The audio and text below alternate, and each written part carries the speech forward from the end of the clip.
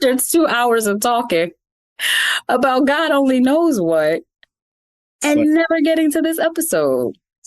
This is the thing. I mean, honestly, like it was never happened, but like if this was like a Big Brother house, like we could have content for 24 hours because it's like us talking in general, it's always going to be like, there's something to be talked about. Even though I've known you for 25 years, there's still stuff to talk about. Somehow we still keep finding new topics. Friends in real life. I am in charge of the girls. Because all I do is dress and rest. Big fun. Isn't that what you had? Contrary to popular opinion, I'm the head nigger in charge.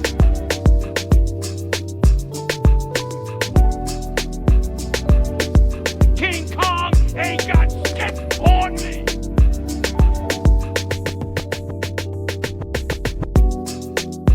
And when you look at the credit, the girlies are there. Good Times it just felt too sad every time. I was like, they keep calling it Good Times, but like every episode is like, Lord, where's the money?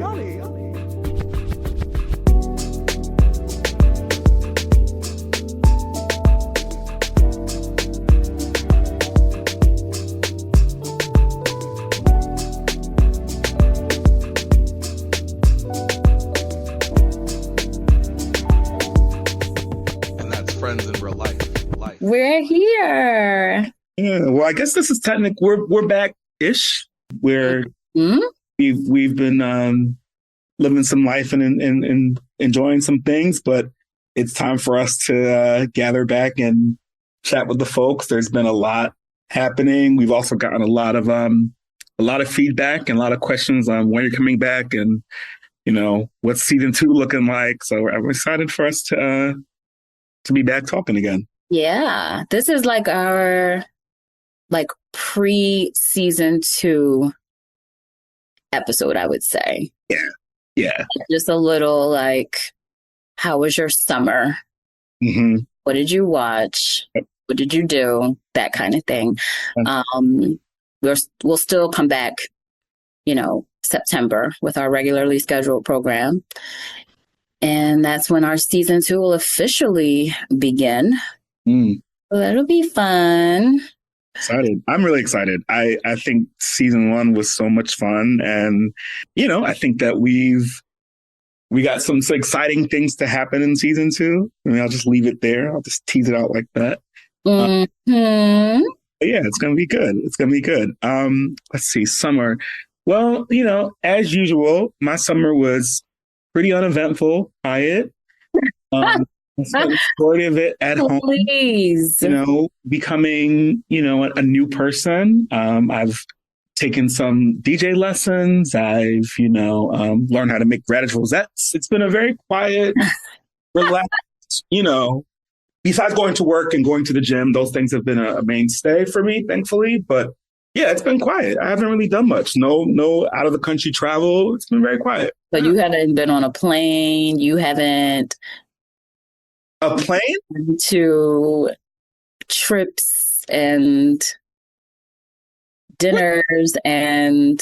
Well, dinners is hardly, I would count, a thing. And I don't think all of those things that are in the chat, all of those events, I feel like you went to all of those. I did put some events in the chat. I may have gone to a few of those events. I have been on a plane this summer a few times.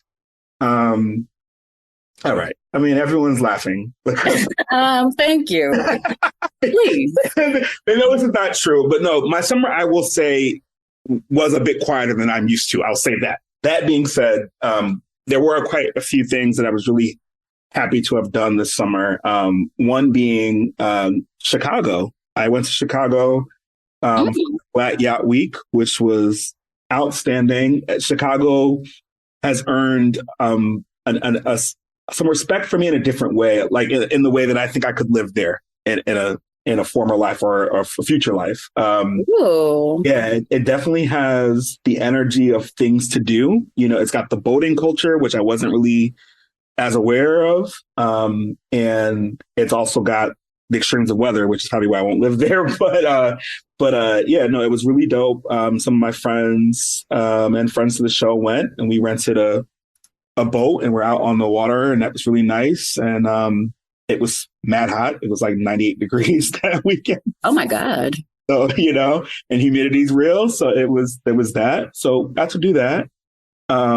Humidity, keeping with the theme of humidity, we went to Palm Springs, we being friends, and rented a house. And that was really, really fun. It was so fun. Yeah, it was, I enjoyed Palm Springs. It has like a special place in my heart. It probably would be a place I would have a house in my elder years. But it was really nice, real quiet. We just kind of did dinners and kicked it at the house. The house was really nice. We watched a bunch of, terrible Love Island and all that kind of stuff. Thanks to our Rashida. So I think that was like my main like trip things. I went home to Connecticut, my dad's 80th birthday. Right. Man, just really, really difficult to plan because he kept it a secret. It was a surprise party for him and my mom. So one of those surprises went well and one did not. But the point is, he was very happy. And your mom was not having it. I was not having it. But I think we're okay now. But we had a really good time. Ultimately, it was really, really nice. We had it at the casino. And one of the casinos rather in Connecticut, and he's still talking about it to this day. And that was, and it was really special and important. I'm a believer in celebrating milestones, and my dad is the eldest male in our family, and he's probably one of the people who've lived the longest, even out of his like uncles and stuff, didn't really make it out their 60s and 70s. So, so that was like powerful, and it was really nice to be back in Connecticut with my family and at my sister's. We call it the estates because it's beautiful and big and the whole thing. So at her house and seeing my nieces. So yeah, it was good. So like those are like the major moments that I got involved with here. And, a few day parties that turn into night parties here or there. But for the most part, it's been... I'm just trying to get to the part where... I was inside? This is you being inside. There were plenty of Fridays that I was right here, which we'll talk about, catching up on these TV shows and movies. I definitely was not outside. I haven't been to a barbecue yet. You know what I'm saying? Like it's been. Well, that's because nobody does that anymore, apparently. Right. Yeah. Well, no, I went to a barbecue. I wasn't at that one. I was at a barbecue. Oh God, can we not? But hey, on that note, speaking of being outside or not outside, that's too funny. But no, it was weird because. We just don't do this as a people anymore. And so to be in a cookout that was like legit cookout, like somebody's backyard, and like, the food all lined up, and like, I'm just looking around like, we really don't do this anymore. Like, what happened to folks cooking out? Is it because we all have like these apartments that don't have outdoor space? I don't think it's what is it? It's a few things. One, I think that like it's a lost art of hosting. I think that growing up, both you and I, both of our families, we host people. You're not coming over to somebody's house, and it's things that we've ingrained in our own lives, right? Like you come to somebody's house, you're getting something to drink, you're getting something to eat, there's a snack, there's a something. So, and that's just a one-on-one, you and I are a few friends, right? But like our parents would throw parties, right? And people will not only eating a bunch of food, but have food to take home. And there's like, you bring yourself, you bring good vibes, and you bring something on the bottle form to keep the party going. That is all you're doing. Now people are like, hey, I'm having a cookout. bring hamburgers, hot dogs, chicken, whatever. What exactly are you? So you're hosting the grill. That's it. You're not actually, He's letting you hold the grill. So hold the grill. Somebody who got the meats ain't there yet. So now you're just sitting around with the few hot dogs. They're just a loss. Yeah. Bring their poop up friends who don't bring any vibes, but are just another mouth to feed. And it's like that. You know what I'm saying? And then it's like, people want to eat up all your lobster and crab and bring, E&J. It's like, so that also not. I can't. Oh my gosh. No, this has to come back. This is like a lost art. Yeah. That needs to return because it was such a good time. It's always a good time. Like, I don't know. People are just, something happened. I always blame the pandemic. I just feel like that's part of it. Yeah. Post-pandemic vibes have been off and are still trying to make their return, I think. So, it's going to be up to people like you, the social butterflies, the people who love to be outside. Like, y'all got to bring this stuff back, man. Listen, okay. But in that case, then it's people like you who love to cook, who cook very well. Love to cook? You don't love to cook? Love to cook is crazy. Knowing how to cook and loving to cook are not the same. Okay, well, edit. People who know how to cook and whether or not they love it or not, sorry. And it's hand in hand. Like, I can bring the energy and the vibes, and I got a little marinade that I can put on some chicken. But other than that, it's like people got to, be willing to be outside and be willing to keep that energy going and not be on their phones the entire time and not, show up at midnight, and not you gotta the vibes gotta be vibing, you know what I mean? So yeah, I definitely. So do you think we can salvage this? Because the kids under us don't know how to have a good time at all, apparently. So are we like the last? We're the last. I think we're the last hope. The Mohicans? Like, what is going on?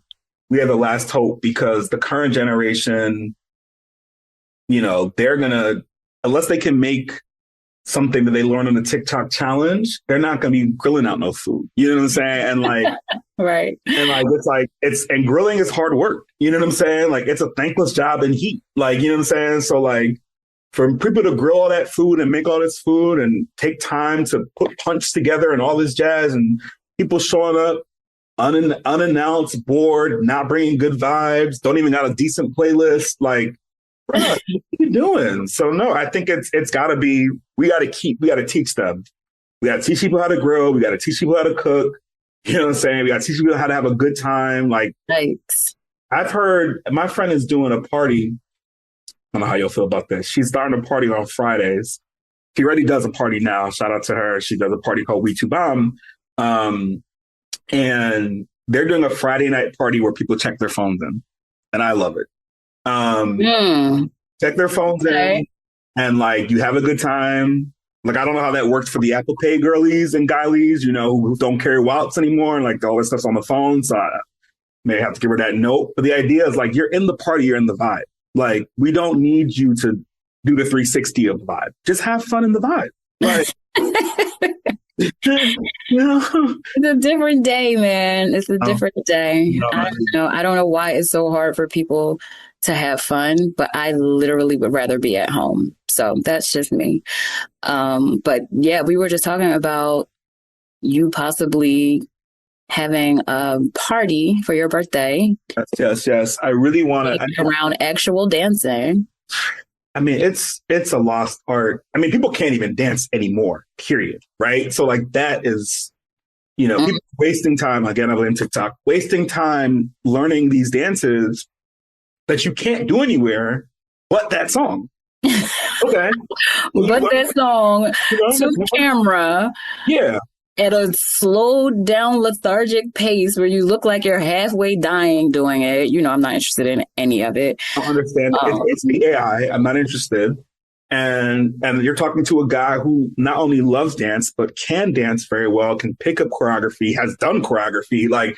So the idea that there's something I can't quote unquote learn is because this is actually not following any real steps of rhythm. This is just mimicking what you see on the screen, and I'm not interested. So when I think about, parties that I had growing up, or parties I had in my 20s and my 30s, or just the way certain music makes me feel, I'm gonna have a dance party. Like I wanna have with people like Tyler, with his recent album, the same kind of thing. He's like, I want people to dance. People don't dance anymore, and lose himself and not try to look too cool, and and I'm like, you don't look cool doing those line dances, so you might as well just dance. Like, you know what I'm saying? Like, so yeah. I would love to do something. Well, I'm curious to see how this party turns out. I think if anybody can pull it off, it's you. So I know 6 people in LA that are actually going to show up, so it's going to be more like a dance recital. But whatever. I'm not even. It's gonna be me as Will Smith and in the sunflower outfit doing "You Are My Sunshine." But it's fine. We're gonna have a good time. Me and the 5 backup dancers, maybe you'll be one of them, and it's gonna be. Please, people will be flying out. Costumes will be made. Please, I'm not. You, please, production all the way. So I'm not trying to hear any of that, but I do look forward to seeing what fall brings, because, as you know, my summer was spent all the way inside. Yeah. I mean, for the greater good, of course. Yeah. Finally had my life-saving procedure after many years of suffering with fibroids. I finally went ahead and put a permanent end to that. So I've been on medical leave since the end of June. And yeah, so I had no choice but to sit inside and watch all the things on TV. So when we get around to what we watched, I'll have plenty to talk about. Well, you also know this means, well, first of all, I'm so glad that you did that surgery and that you're feeling better, and you are better and all that stuff like that. Because I know how hard I don't know how hard because I'm a guy, but I understand. Well, you were around for a lot of the drama surrounding, my health issues, and it's very woman focused as they are. I do appreciate all of the times that you had to hear me talk about how bad my periods were and how I can't go to this because I just don't know what's going to happen. And I don't want to, cause a scene, make a mess, or deal with any of the drama that has pretty much been my life for the past few years, which is why I have not been outside that much.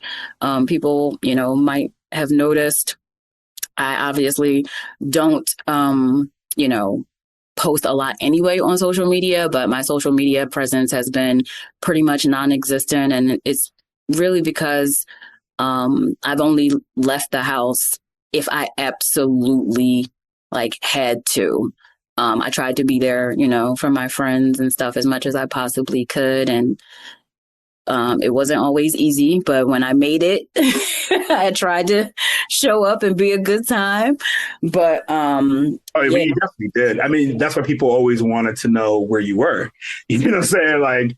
Yeah. Many nights, well, not many nights. Not like a crazy Chris. You don't be outside like that. But the few nights that I went out, over the years or so, people were like, well, where's Tristan? Is Tristan coming? What time is she showing up? And I'm like, okay, guys, I'm here. No. Okay, please.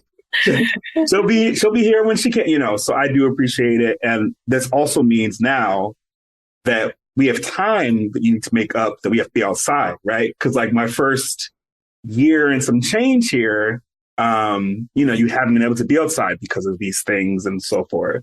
Yeah.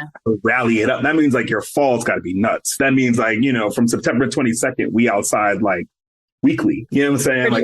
Pretty much. And I'm not mad at it. Yeah. Because I feel like I did have to make a lot of social sacrifices, right? Because of health stuff. And it's not something that I want to keep talking about, or I don't want that to always be the topic of conversation when it comes to me. And so I think a lot of people just didn't have any idea what I was actually going through. But, it finally just came to the point where I was like, I have to make a really big decision for my life in order to have my quality of life back. And so, as a result of that, I found a really good surgeon who performed a laparoscopic hysterectomy on me. And now I feel better than I've felt in a really, really, really long time. And I kind of wish that I had made the decision sooner, but, that's obviously not something that you just wake up one day and decide to do lightly.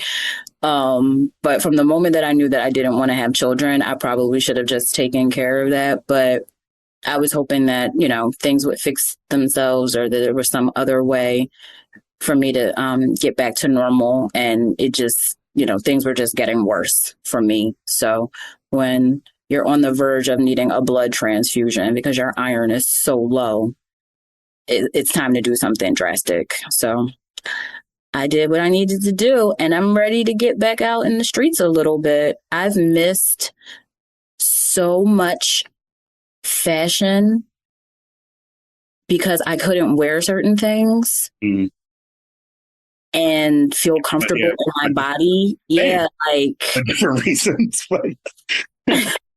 No, I wasn't comfortable in my body. I always had to make sure that I had on, certain things that would camouflage things, or you couldn't be too fitted because I had to just a bunch of stuff. I'll probably write about the whole experience, so I won't get into too much detail here, but it was just, ugh. Mm-hmm. So just me being able to go back to dressing up again and being comfortable in my clothes and being comfortable in my body, that alone is enough motivation for me to say, where are we going? Because I was like, do you know how many shoes have not been worn because of this? Listen, don't even get me started. So I'm definitely back with a vengeance. Y'all can pretty much prepare to be sick of me. We'll see, because I am still a homebody at the end of the day. But no, I need to feel like I've gotten some parts of my life back. I've been down for a minute, and it has not been the greatest of times. So, but the good news about all of that, in addition to me being healthier and feeling good again and just trying to get my normal strength back and all of that stuff, I'm still in the recovery period. I'm definitely not 100% myself yet, but I do feel really, really good.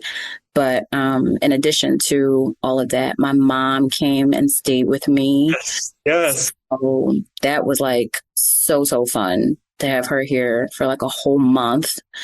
And, I just feel like her being here was a part of what helped me heal as fast as I did, or start feeling better as fast as I did, because everybody was kind of shocked by how I was able to get up and walk around so soon.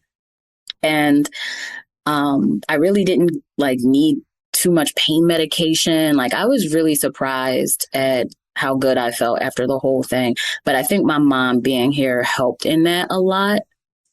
Yeah. She just did the mom thing. And I just feel like I probably wouldn't have been up and about as fast as I was if she wasn't here. I don't know, something about her presence, or, all the amazing food that she cooked for me, and just, having her see how I am living in LA, because she's never really got a chance to see that before. So having her as a guest in my home in Los Angeles, it was just all really, really crazy and fun. So I was glad that I did get to spend that time with her, and she was really happy to see you too. So that was fun. Oh, yeah, listen. Well, I'm so glad we're not recording video today. I feel like I would have been a mess on this call. Oh no! but I will say that it was. I hadn't seen your mom in an extremely insane long time. It had been 20 years, something stupid like that. Crazy. And so it was really good to see her and to get some time to hang out with her. And for people who don't know Tristan's mom, she's basically like Tristan. It's like Tristan's sister, it's like, like same humor, same look, same vibe, like just like all like we were talking, joking, having a good time, so yeah, it was good to see her. And yeah, I think that like also her seeing you and seeing also you have a new place, like so that like, I feel like that all of it was just the right energy to heal and to be, because I saw you, I want to say a week after your procedure or so. And it was like, to me, if you had kept that a secret, I would have not known that you had, you know what I'm saying? Like, cause you were just like, I'm going to get up and go to the girl. Like, it wasn't like, there was no can. And like, also I'm the worst, like, which is probably why people keep me away. But like any procedure anyone has, I'm talking a piercing, dental you fall apart. I fall apart, and I don't fall apart ever. Before even those things with people, I'm like, oh no, they're like, Chris, it's fine. It's just the wisdom people. It's fine. But and also you have like your like tolerance for pain is like really strong or really high. So I felt like I knew you'd be okay. I knew you'd be okay regardless. But like you were like, yeah, like I thought we were gonna have. I'm prepared to like. Do we have to carry you to the car? Are we like, like... No, I mean, literally... like a special van, but you were totally fine. So I was okay. Like, after that first couple of days, like, I was out of it because I still had, like, so much drugs in my system. And I was just, trying to shake the hospitalization off of me because I definitely do not like being in hospitals. And just, like, I had certain things to get used to as far as... I can't get up as fast if I'm laying down and, any type of pressure inducing activity like coughing or laughing or something like that. Yeah, you're always going to have, some stuff going on there. But for the most part, and I don't know if it's because my tolerance for pain is so high and I've just been dealing with this for so long, but yeah, after a few days was just like up and walking. And that's what they, want. My doctor was like, you want to be active and, try to get back to being able to move around and stuff as soon as possible. So everybody was really happy to see that I was, able to like go to the bathroom on my own and like, do all of the things and, shower. And my mom was like, just, leave the bathroom door open while you're taking a shower, just in case and all that. And I was like, I'm okay. The only thing that I really will say was that it just took a lot out of me. And, that's just my body getting used to the change and, the healing and all of that. I mean, because I, come out of the surgery and they tell me, oh, by the way, we also took your appendix out because that looked crazy. And so I'm like, oh, okay, so I got a whole other surgery. And they're like, oh, yeah, and the hernia that you had, we fixed that. And so like it just ended up being like a little bit more than what was originally, planned for. And so, my body is having to recover from all of that. So I do get really tired. And, with me trying to like work out a little bit and definitely stay a little active, I do feel when I'm like, okay, girl, you need to sit down. But other than that, yeah, I was pretty chill considering what I went through. I will say that considering what I went through, I feel like I came out of it like a champion. But, having my mom here was great. Being able to, visit with you guys and hang out for a little bit, just at home or, close to home at the pool or something like that. Like all of that was just, I think, working in my interest as far as my recovery and my healing and all of that good stuff. So I'm glad that you all were around. For sure. No, it was good to have that time. And like I said, I'm just so glad that your mom was here and that, you're on the road to being, yourself in that way, not having to worry about those issues and like, be concerned about, could you make this event or are you so tired? You can't, like that kind of stuff. So. Right. Yeah. No more of that. Thank God. No more of that. So the good part about being down and having to be inside is that you get to watch a lot of TV. And apparently you watched a ton of TV. Oh my gosh. So, You guys, okay, so between you and my mom, I'm mad. okay, hold on. So wait, before you go there, let's take a quick break. And then when we come back, you can tell me why you're mad at your two favorite people that are born in November, and we'll go from there. Two menaces. Fine. All right, we'll be right back. All right, we're back. Okay, so allegedly, you're mad at me and your mom about, I'm sure, our wonderful recommendations of things for you to watch. So tell me a little bit about what you've been watching. With Okay. so to speak. Yeah. I can't. Well, you guys were both in my ear about one particular show that I was fighting against tooth and nail. And you know why.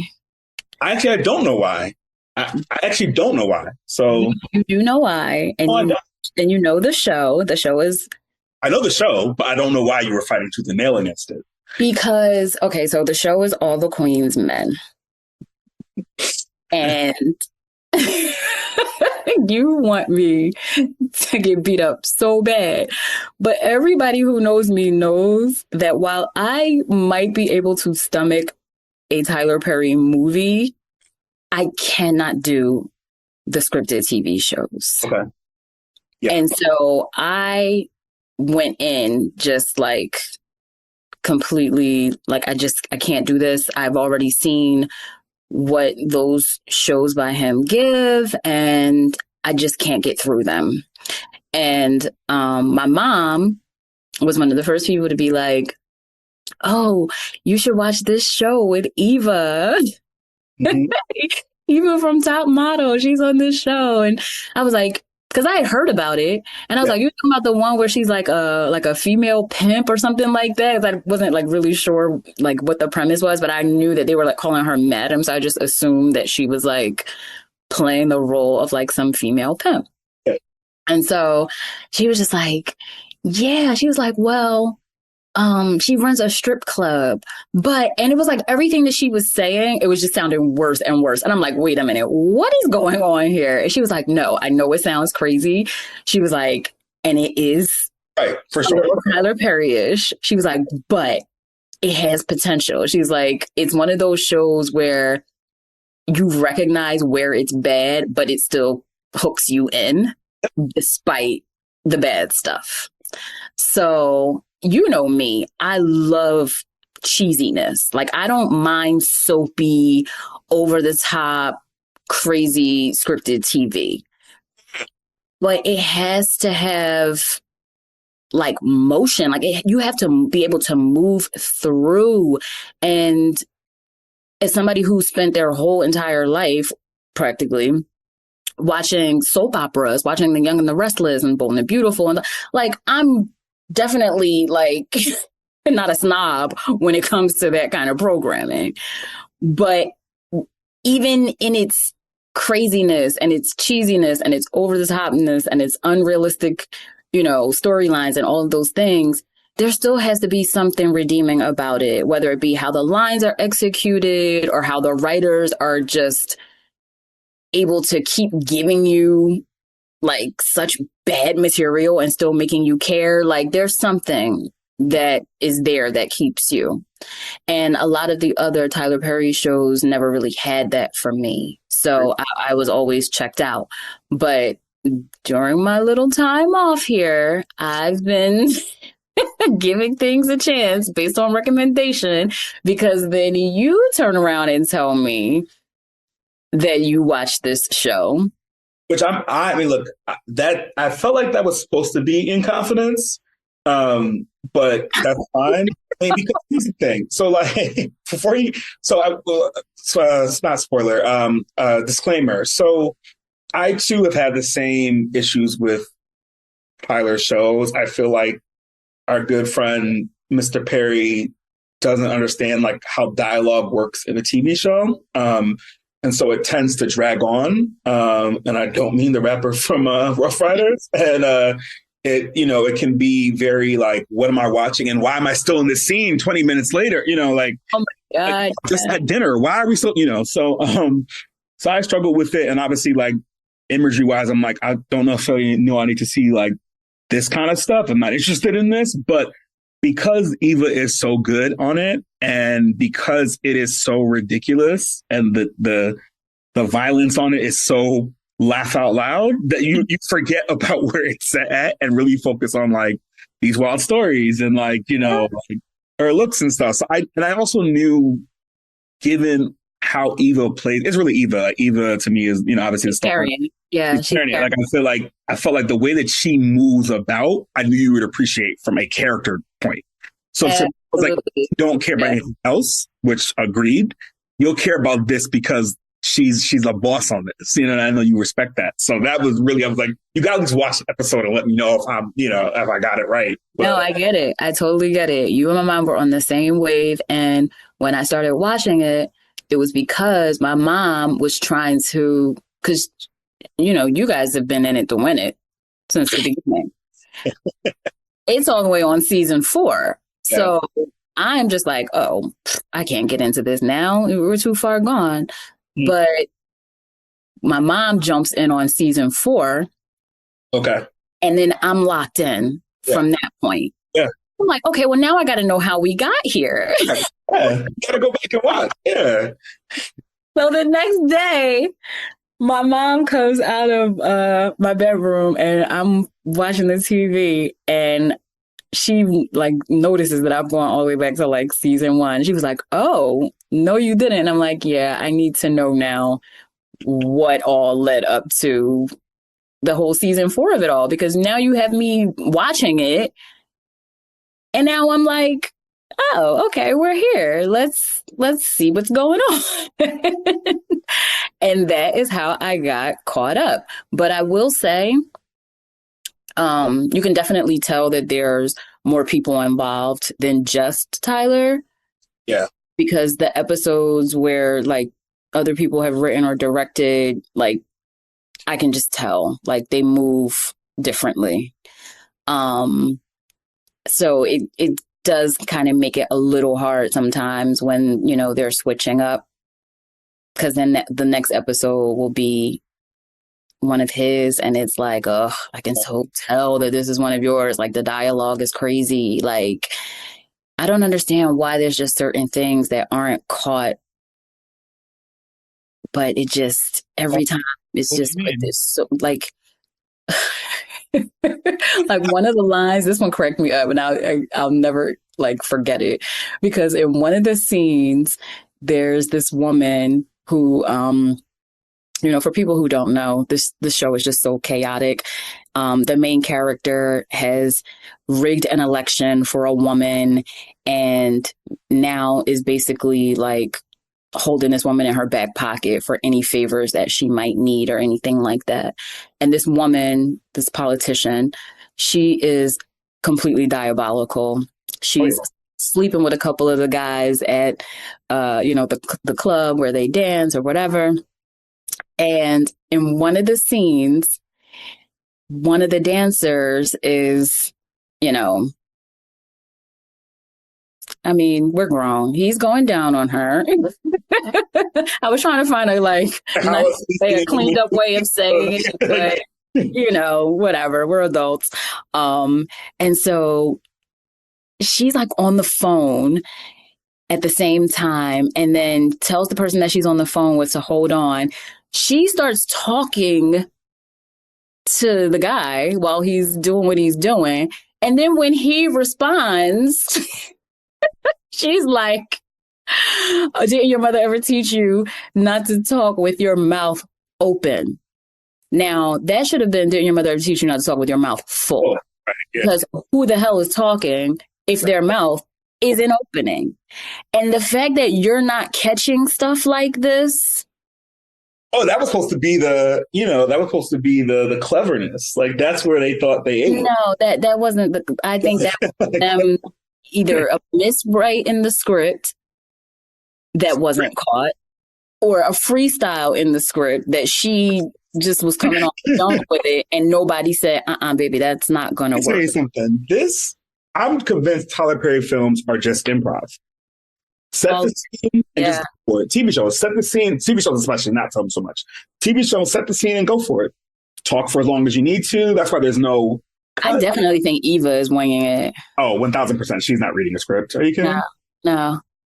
They're like, okay, today you're going to be this. Just say something ridiculous. She's like, bet, got it. And then just does it. Like, Because Eva is witty enough to spit out all of those little quips that she can give that anyway.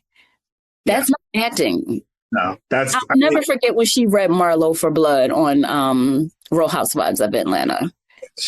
I'm not going to say she doesn't know how to act because I don't think that's fair.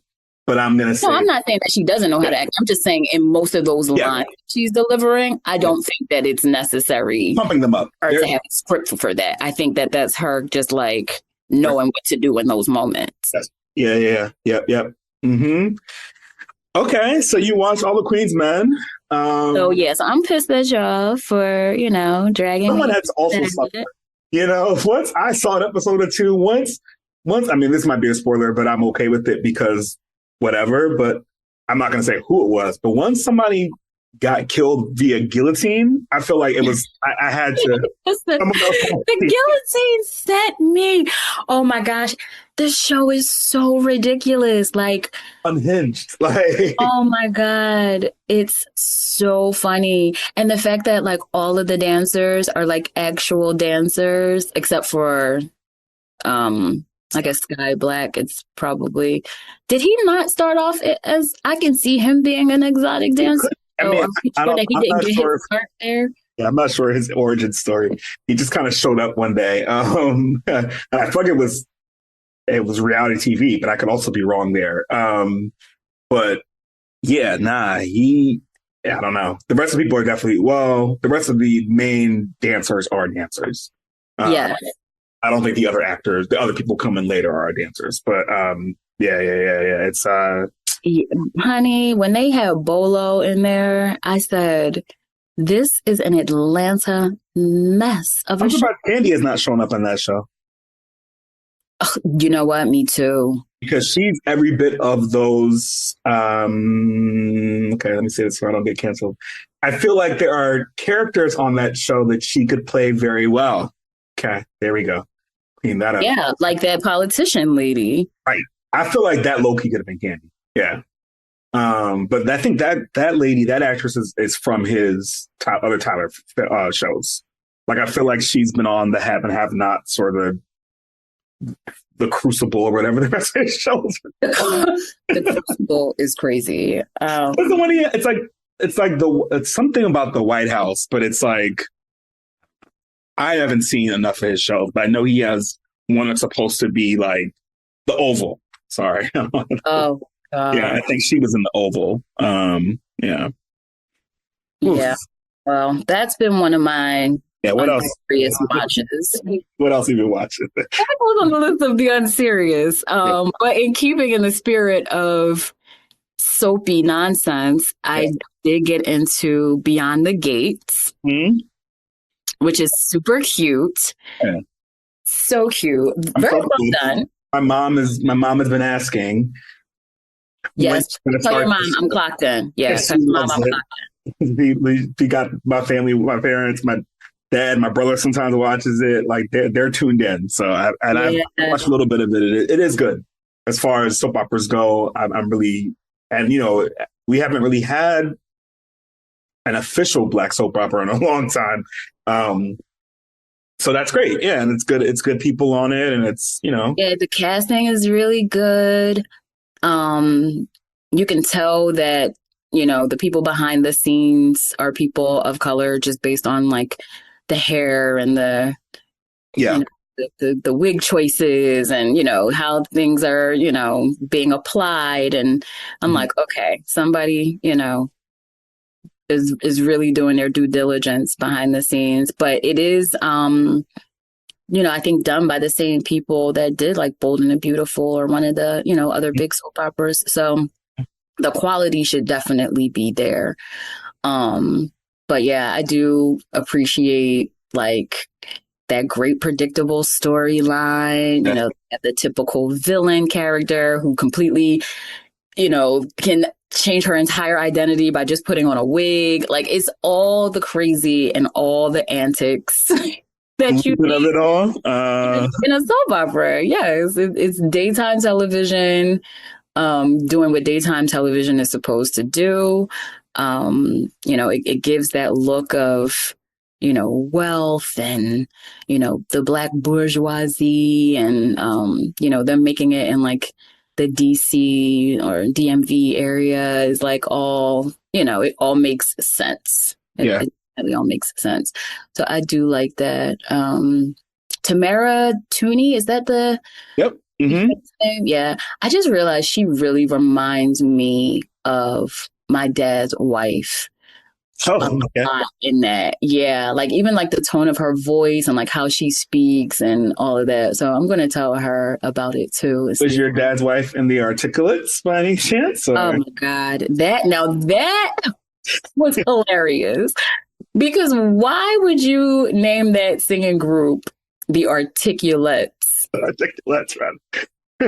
That is insane. That was insane. But other than that, I think they're doing a really good job of it. So I will probably pop back in on that. Make sure that they're staying on the up and up because I think they did get renewed. So yes, I believe so. Yeah. Yep. I like it. I like it a lot. So those are my like two kitschy, tongue-in-cheeky kind of things that I got into. Based on the suggestion of others. And then what else? My mom was throwing so much at me. Mm-hmm. She got me to watch Tell Me Lies. Okay.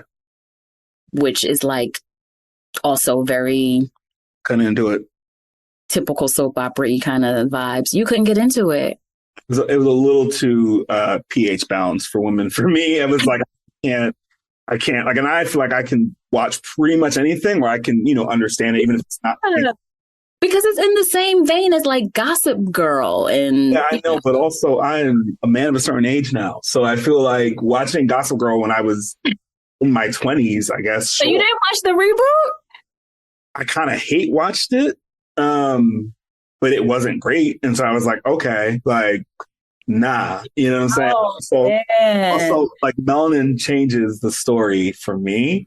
So Tell Me Lies felt like every time I tried to start it, I was like, yeah, nah, it's going to be a show that I won't watch like The Summer I Turned Pretty, or just like certain things are just not going to. Yeah, they definitely throw it in the same category as that too. Yeah. And it's okay. Like I mean, that's why we have this podcast, right? There are some things that I ain't gonna be able to get into that you're gonna watch and vice versa. But anyway, I heard good things. So like, tell me about it. Yeah, I'm not too surprised by that now that I think about it, because it is very femdom. Well, can you use that terminology here? Well, whatever. Yeah, it's just typical overly dramatic college life antics. This one's sleeping with this one. You know, this one accidentally killed this one, but it was really that person. It's just another clusterfuck around every corner. So, you know, I'm on board. Yeah. Because I just like the constant, like, oh my God, what is happening next type, you know, energy around it. Mm-hmm. So if you're into that kind of like moody, you know, young people crashing out, thinking they're in love, not having a clue, all of that good stuff is in there. And I'm now waiting for the next season, which won't be until about 2026. So hopefully I still care by then. There's also that. Because that's been happening. But that was one of the shows where like I knew it was on. I knew it came out like a few years ago. Mm-hmm. I started it, and then for whatever reason I couldn't get through it. And then I discovered that I probably couldn't get through it because it was one of the shows that kept freezing. Remember when I kept telling you that like Hulu was the worst, and like every time I was trying to watch something, it kept like crashing. Like literally, it would just crash. Right. I think that was that show because sure enough, it started doing that again while I was trying to watch it this second time. And I had to keep just like powering through it. But I believe that that was the show that prompted me to cancel Hulu in the first place because I was like, their service is awful. Mm-hmm. So it was, you know, that and like some other things that while I was like, all right, well, I'm in the house for like the next, you know, month plus, I might as well just get the things. So I just paid for like the basic subscription for it. Yeah, because right, you have. I think I might even still be in like my free trial period for it or something like that. So we'll see if I even keep it. But that's how I ended up, you know, realizing like, oh yeah, Hulu actually does suck, and this is why. This is what this keeps doing. So finally got through it though, and then was kind of switching gears between that and Animal Kingdom. Yes. A show that you got me hooked on, and then it took up a majority of my August because, man, well, July and August, because I powered through 7 seasons in a span of 3 weeks or something crazy. Nuts. That show was insane. First of all, I didn't even know about that show. Okay. So I don't even know how that happened. It apparently came out in like 2016. I don't know where I was. Yeah, those were my early LA years. So I definitely was not caring about TV. So that's probably how that happened. But my mom, again, was like, really like, oh my God, I can't believe you haven't seen it. It's so crazy, blah, blah, blah. So then I saw that Netflix had all the seasons and I was like, wait, so this is already done, which I kind of love because I hadn't heard any like real spoilers about it. It was like literally watching it fresh and then also continuously because like it's done. So I can just keep going. Mm-hmm. But the show is so damn anxiety inducing. Yes. That I had to take breaks. Yeah. I had to take breaks. That show, first of all, I feel like, what is the criteria for getting a show nominated for an Emmy, a Golden Globe? I don't understand how this show was not nominated for anything. That's really insane. Ellen Barkin? Yeah. I mean, what happened? Everyone's so good in that show. And like, I don't know what happened. The only thing I could think of is I'm trying to think of did shows on TNT get nominated? I think the only one I can think off top, I think was Sons of Anarchy. I think that was FX. So no, FX. I think that's FX. I don't think there has been any. It just may have gotten the middle child, you know, thing. I'm trying to think of Emmy award winning shows on TNT, and from TNT, and I can't. So maybe it was just the wrong network. You know what I'm saying? I feel like that is crazy because if not Ellen Barkin, no. The guy who played Pope, what is his name? Sean Hetosi? I don't even know how to pronounce his last name. Yeah, the homie that was, I remembered him from The Faculty. Exactly. Yeah. Yep. And I'm sorry, that dude needed a nomination or two. But here's the thing. For Animal Kingdom. Like, what were they doing? But let's look at 2016, right? Let's just dive into this. I'm going to skip comedy because that's not relevant to this. But Outstanding Drama Series that year nominees were The Americans, Better Call Saul, Downton Abbey, Homeland, House of Cards, and Mr. Robot. So I feel like it's because it was such a stacked year. Like, you know, they could have taken out Downton Abbey and we've been fine. But what the hell is Mr. Robot? Oh, that was with Rami Malek. Yeah, that show was insane. especially that first season. Do I remember that? Why do I not? I mean, that's when I heard about Rami Malek. Yeah, and then like lead actress in a drama series, it was Claire Danes in Homeland, Viola Davis in How to Get Away with Murder. Okay, now I'm confused. Taraji P. Henson is in Empire. So that could have. Oh well, can we say that for lunch? Tatiana Maslany in Orphan Black, Kerry Russell in Americans, and then Robin Wright in House of Cards. So I think it was just like that House of Cards year. That like this was like House of Cards. House of Cards eating folk up. People really loved the Americans. Like Homeland was doing its thing. Like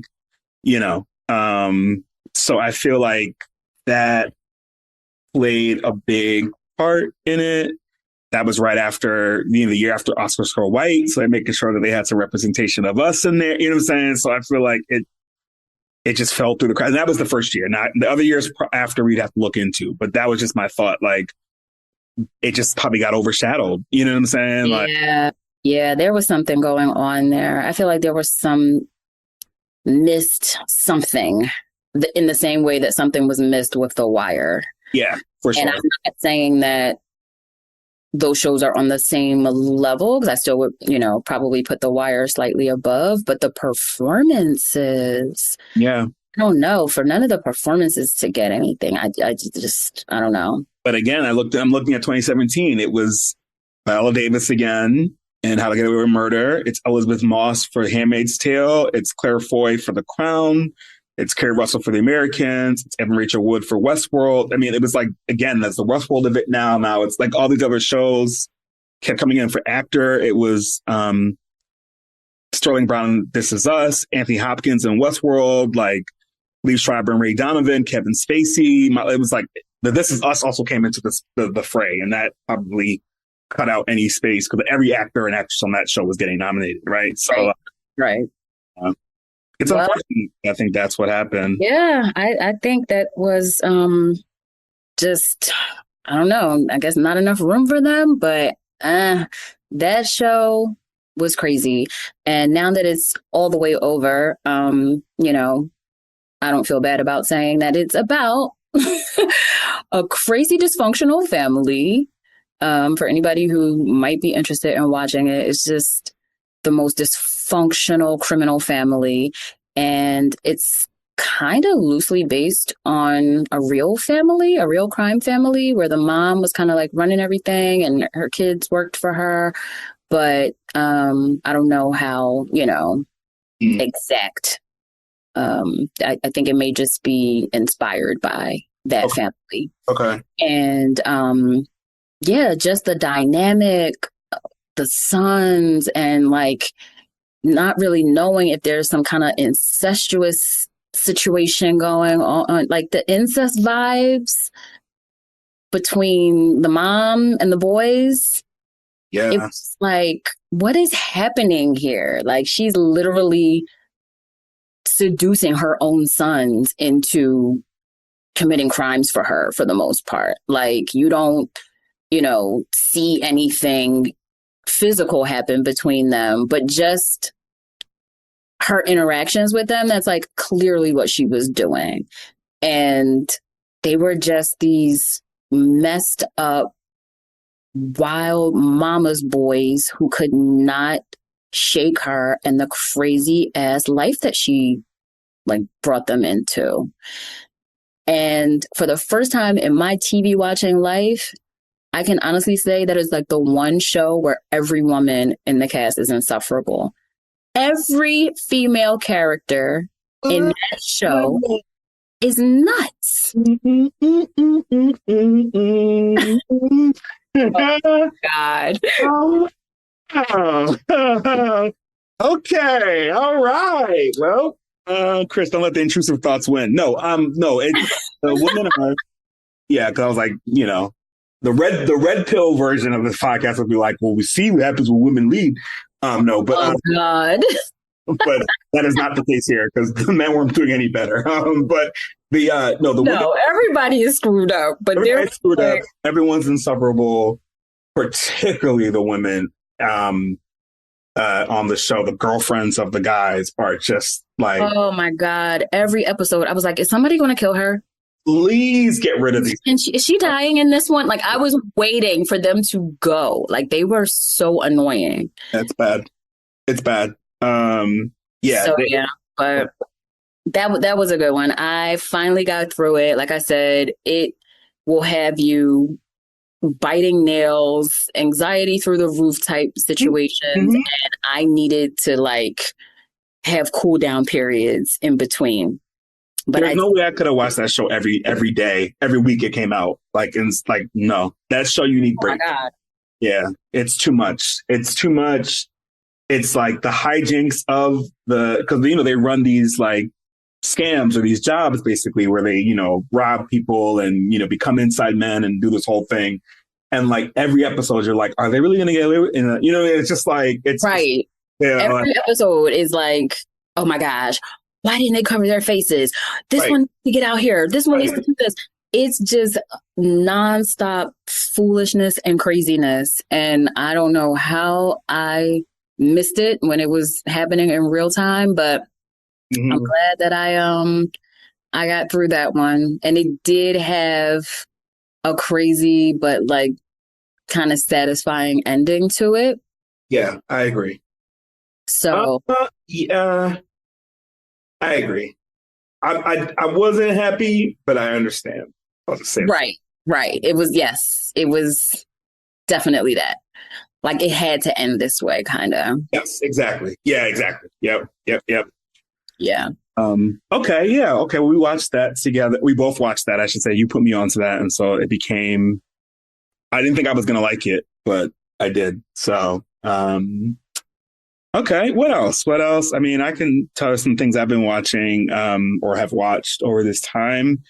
Well, it seems like, because if we're on the topic of things that we were both kind of watching, because I wasn't aware that you watched The Gilded Age like that. And I don't know if I was confusing it with Downton Abbey, because I know you never really got into that one. Yeah. But, yeah. which listen, you'll grow up one day. But listen, I feel like I want to stay in the past so bad. I'm like, it's okay. We can have a storyline that can happen today. It doesn't involve a petticoat, but y'all refuse. Excuse me, Downton Abbey. Oh my God. Anyway, well, that's why I was surprised that you even liked The Gilded Age. And it seems like the world has finally caught on to my show. Yes. I mean, we talked about this actually in probably an episode that did not air. We talked about The Gilded Age, and there was a lot of people saying like they hate watched it. I did not think I would enjoy it either because I'm not into period pieces like that. I'm not interested in stories of us without rights and things like that. It's just not it's not my vibe like that. But I feel like this show is not that, right? Like obviously it takes place in a time where those things might have been a factor, but it's very well done, and it's interesting, and I feel like it pays off. Like the ending, each season finale is paid off for the entire.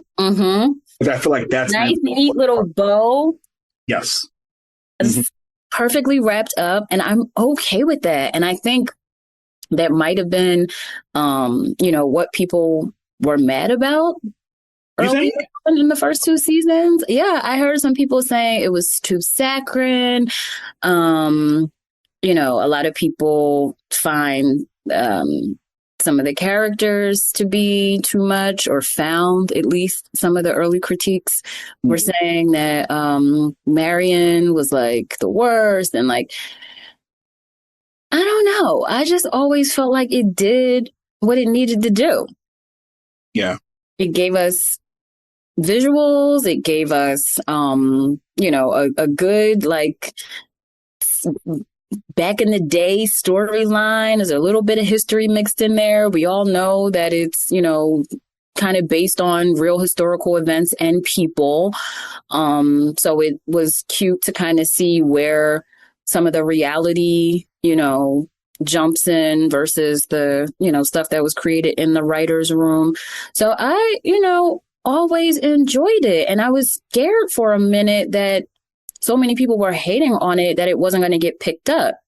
So when it got picked up for another season, I was really excited. And then after that, it just, took completely off. And I think the storyline around, I was about to call her by her name in real life, which is Deneen, but oh my gosh, I'm drawing a complete blank on Peggy. Yeah. I think the Peggy character is where people are starting to really catch on and, be interested. And, Felicia Rashad joining the cast this season, I think helped bring a lot more buzz in. Sure. Yeah. Just perfectly cast. Felicia as a old-timey colorist. I mean, it's just so I could just see her nailing both that time period and that content, right? Who better to play a bougie older Black woman who, wants her kids to stay out of the sun type thing. Of course she's going to nail that. She's great. And again, Nostalgia McDonald, it's just, yes. I mean, there's so much talent, even if you didn't like the show, right? Which is, your prerogative, I suppose. There's just so much talent between. Oh my God, the cast is perfect. Casting, the Carrie Coons of it, the Cynthia Nixon, it's just a lot of people in there just doing a thing. I will say though, and this was gonna be my can we not, maybe I'll save it. But I do want people to relax on the we need a spinoff conversation. Really? Why? That conversation to me it'd be diluting stuff because it's look, spinoffs happen, obviously, right? And we watch them and we love them, right? Different worlds and yeah. So I think that spinoffs. That was the other one I thought of was Family Matters, but I don't know if we love that. Maybe at the time, but so the spinoffs are a thing and it's fine, but every time there's one character and often one Black character people they think a spinoff is necessary. And it's we don't always need a spinoff. We don't need a spinoff of Kelly from Insecure. Let's get okay, that might be a bit much, but I am not all the way opposed to this idea of the story kind of veering into Penny and what goes on that side of the bridge. Okay. I'm not mad at it. I'm also not mad at it existing in the current show we're watching. I just feel yes, but that show can't last forever. Right. But also, I don't know if, I just feel because this also happened with Forever, where it was oh, we need a spinoff of the parent story. Do we? Do we? I'm also okay with Forever being a one season show. So I'm a party of one there. But really? Because I did also watch that. Thank you for reminding me. Oh, good. Okay. You did watch it. Yeah, I did finally see that. And it was so cute. It's great. It's adorable. It's great. It's such a smart, first of all, give Mara Barak-Hill more shows, more ideas, more money to do things she deserves. Yeah, Mara should get all the things. She should get all the things. Please, folks, give her the money. Don't ask no questions. Give her the money. But I felt that. Okay, this is gonna sound like I'm a hater, and it's fine. Okay, whatever. But I was okay. Oh, boy. Her goes to Howard, and he goes to see her, and she's got a new nigga, and the show's over. What are we watching? Y'all think we're gonna be together forever? That's so cute. She's moved on. She's going to move on. That is a first love, and it's adorable. But let's not get crazy. We don't. So you can't see it going into. I think it could go. It could go on to 4 or 5 seasons if it needed to. I just don't think it necessarily needs to be a show that's on forever. Pardon the pun. I just feel I feel it's a really cute story that could have 2 or 3 seasons and that'd be okay. I don't think it needs to you need to see them as parents and be I don't think that's necessary. It's okay to have a story. And I know we're so hungry and thirsty for Black stories, right? but like, sometimes stories just need to end, right? And just like that, like sometimes we don't need to see more of it, right? I mean, well, tell that to the people behind Fast and Furious, honey, because listen. Yes, but that to me, I put that in the category of like Ernest Goes to Jail. Like, sure, we can just keep making it happen because it's like it's so zany and ridiculous. Like, I feel like Fast and Furious definitely will have a space one if they haven't already, right? Like, it's like I think there is a space one. There's a space one, right? So what I'm saying is like that is fine, but like I just feel like I don't think we need spinoffs all the time just because we want to see Black characters, and I feel like that is what is at the root of the conversation, not at the root of actual story needing to be told. You know, like, yeah. At some point, shows are supposed to end. Showtime doesn't know that, but other networks know that. Like, but you know, Showtime will keep it going, right? Like, freaking Shameless, which was one of my favorite shows from them, had like 8 seasons. Like, that is not necessary. Like, at some point, the show needs to end. Like, if a character on the show was a baby and now they're in college, you don't think the show should probably end? I get it. But I still feel like there is so much space for good stories to come out of Peggy's character in life on the Gilded Age. I don't know that we need... Listen, if we take it back to the Mara universe, yes, look how many shows we got out of Moesha. Sure. Yeah. Yeah. Like sometimes one character spins off and becomes, 4 other shows. I will say that with the Moesha of it all, even though I did not watch the Parkers like that, I watched some of it, but I was okay with it because I was like, I agree that like Kim was like a character that like could have another universe. You know what I'm saying? Like, she was enough of a strong a lead on that show to me to warrant that. You know what I'm saying? Like, on Insecure, for example, it was like Kelly, they, brought her in for humor, but like her having her own show, I don't know what that would have looked like. Like some character, it's like Niecy having a show from Moesha. Like what? Like it's like some characters, like are we gonna do a backstory with Ann Bell and how she started the Den? Like let's just not get crazy. Like, like and rest in peace to her. And then all the folks that apparently have passed away from Moesha. Oh gosh. But like Oh, that's another episode for another day. Yeah, like wowzers. Yeah, but like I don't know. I just feel like that it'd be feeling lazy and from people who don't know story.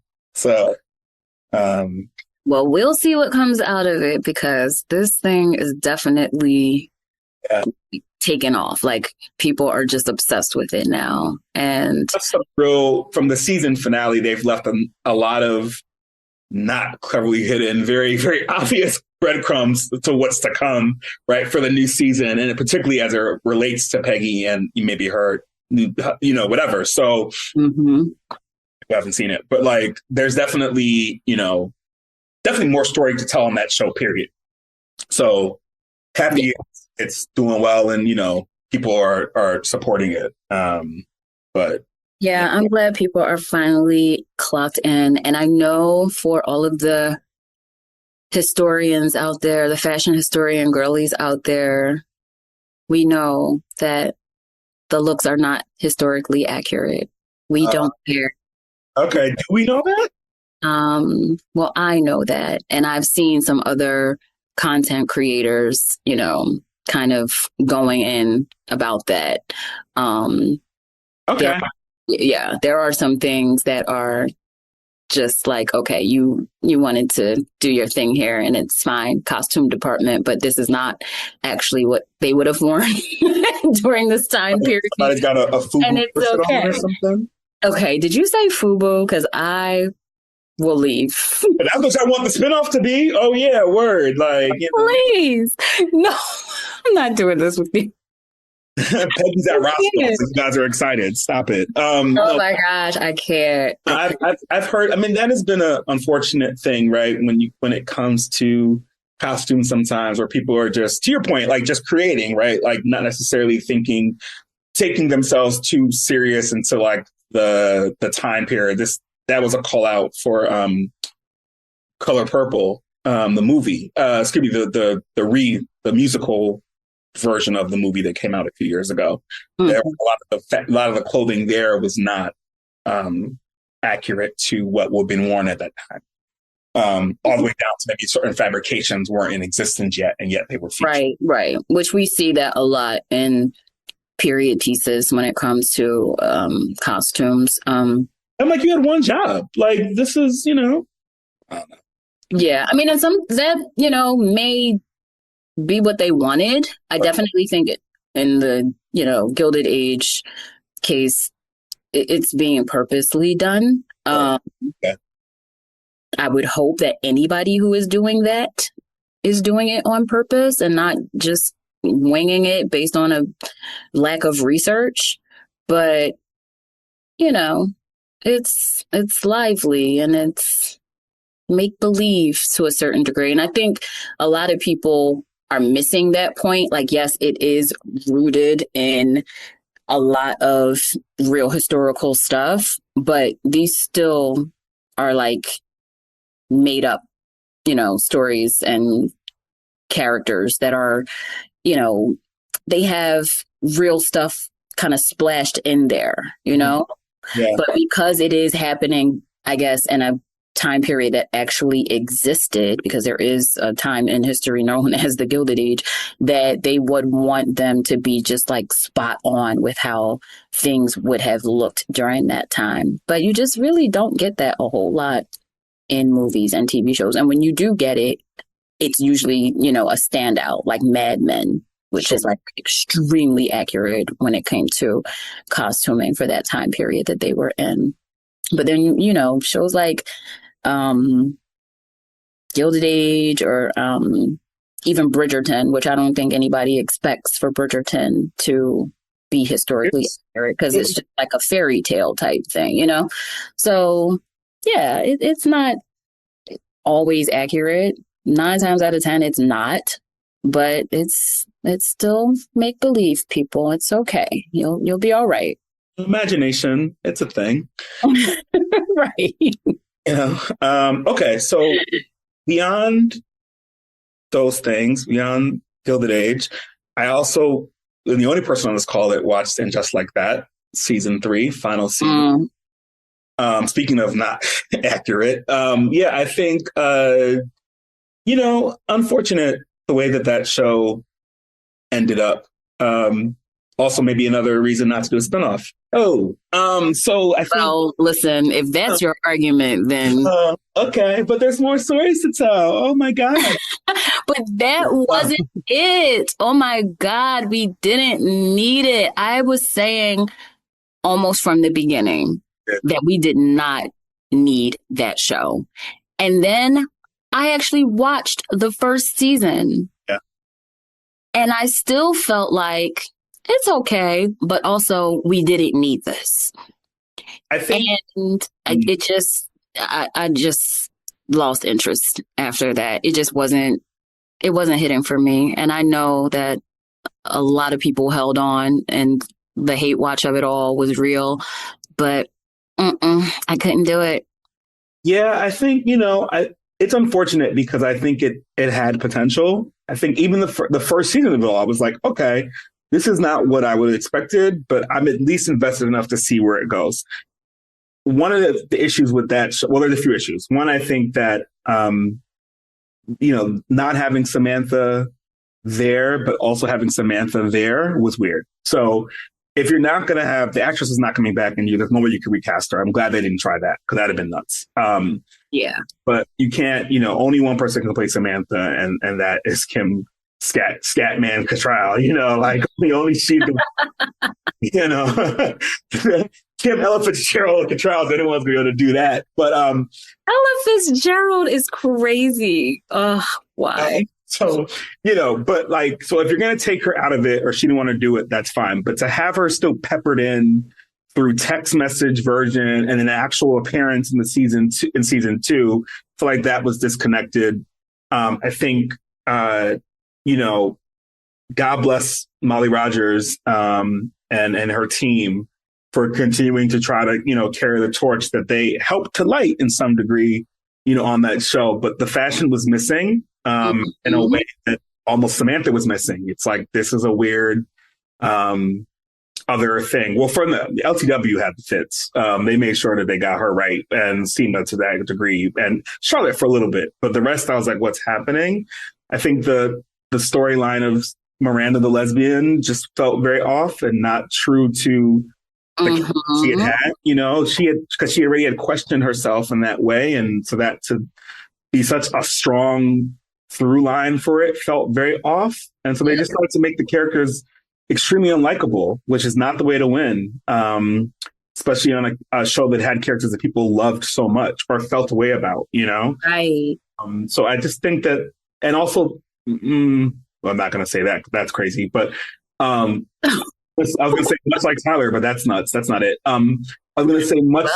I was going to say you can't. The storylines either seem to be completely trite or dragged on way too long. Like Carrie Bradshaw and Aiden dating again after many years. I'm okay with that as a concept because people often go back to someone they had before. They spin the block. We've seen that. You know what I'm saying? We know that to be true. But like after you spin the block and he's like, well, I can't be with you because my kid is suicidal. And so I need to stay with him for the next 5 years, but we're still going to try to make this work. Carrie Bradshaw would have been like, okay, I'm out. Like she wouldn't have, you know what I'm saying? Like she barely Was that really a thing? Yes. So that was the end of season 2. That was in season 2 where like his kid, she sold her apartment to her neighbor downstairs. She bought this house in like Gramercy Park, which Carrie Bradshaw would have never lived in. Hoping that it'd be a house big enough for her and Aiden and his kids when they come up to visit. And then he was like, oh, just kidding. Like, I'm gonna stay down here and like on a farm somewhere. Of course on a farm. And like don't call because it's too much because like my youngest kid doesn't like the situation and blah blah blah. But then like was still like, oh yeah, but don't date anyone else. And like what? It's crazy. It's insane. So it's like these kind of things are just like you would think the people who wrote this had never read the source material. You know what I mean? Like that's what I'm saying. It's like what was happening in that writer's room? It's like they gave up. It's like they gave up, but yet they still showed up. It was like, okay, so we don't know what we're doing, but hey, let's just write something, like, and I saw something, and I don't want to be unfair to this writer, but I don't know her, so she'll know me, so it's fine. But I mean, I'm not going to be in the writer's room for this show. No one is. It's fine. So, but she said something like, yeah, like we were writing, I was so happy we were in a room and like, in writers' rooms, well, I haven't been in that many, but like we always wanted to make sure in this writers' room that we like made sure fashion was a part of the story. I was like, lady, you know that's always been the situation with Sex and the City. Like if New York was the 5th girlfriend, fashion was the 6th. You know what I'm saying? Like it's such a. Are you new here? What is happening? Like what?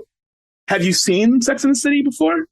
Have you read a script? Have you watched an episode? I don't think anyone did. Not even. I mean, that was the criteria. They were like, look, if you've seen Sex and the City, do not come to work here because we cannot help you. Like, we want people who have never heard of this show and we're going to write it differently as if it's like a writing exercise. You know what I'm saying? Like, so yeah, it's bad. It's off the air.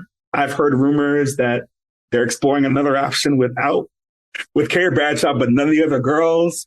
What? No, let it go. Let it go. It's fine. It's over. Appreciate you. Yeah, it's been wrapped up and over with and fine. Like I honestly did not need anything else from any of them after that first movie. Mm-hmm. I felt like that put a perfect end to all. Yep. Yeah, that's like. And then they just kept pushing it and forcing it, and it just got weaker and weaker every time. And then if you dilute something, After a while, there's nothing but ice left, babes. It's just the watered down version. Yes, it's not good, and we didn't need it. It's not going to translate the same. Like the ways that you would have to force and manipulate the storylines in order to even get them to fit in today's climate. It won't. It's not even worth the haul. It's not worth the exhaustion. Yes, and it's clear that Michael Patrick King, that's him, right? Because Michael Patrick King is not really tuned in to what the world is like post the 90s and Sex and the City and, wherever. And like, he's, I feel like, responding to things that we didn't need to. Like, we don't need to all of a sudden talk about what made Sex and the City magical in many ways. And in fact, that they were in their own world, right? Like, yes, there were things happening outside of their world, but they didn't have to necessarily be in it. So like, Carrie Bradshaw does not need a black friend now because it's 2020. You know what I'm saying? Like, it does that be the case. We don't need to now have a trans actress because, you know what I'm saying? Like, all that is like, like you're trying too hard. You know what I'm saying? Like, so I just feel like that was also, and like also his understanding of what millennial and Gen Z is felt very boomer. Like, it just felt like it was all over the place and not a lot of cliches and a lot of cliches, a lot of like, and also I was unclear on what it was because it wasn't 30-minute comedy anymore. It was like this dramedy that was sometimes 50 minutes and sometimes 37 and sometimes 43. And it just like, it just, it was a nah. It was nah. Yeah.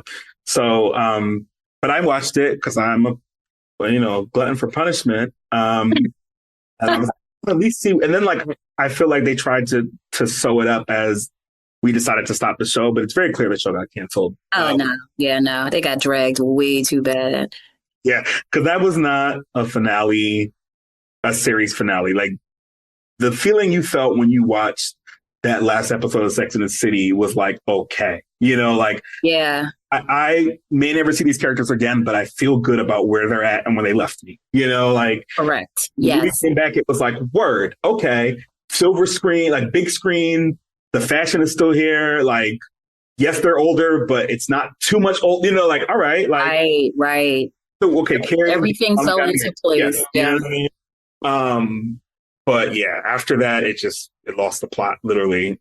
So okay, I watched that. That's over. And then the last thing about TV shows, I think that I watched. Well, actually, no, two. I watched Damascus. Which I've been hearing about this. Which was great, which, for those who haven't watched it, it was a show that AMC actually developed and did not air. And so Tubi picked it up. And I'm glad that they did because it's really good. It's a show about this Black man who tries this alternate like a trial sort of therapy where he goes into different scenarios in his life or different like would-be scenarios in his life to try to help him deal with some struggles he's having. He's not quite sure why. And it takes place in a somewhat future state of today. So there's some technology things that don't currently exist that are in it that are kind of cool. And it's funny and it's smart. And it doesn't take itself too seriously. It's really well done. I don't know the actors. The only actor in it that I knew prior was Janet Hubert, who was first Aunt Viv, the only Aunt Viv.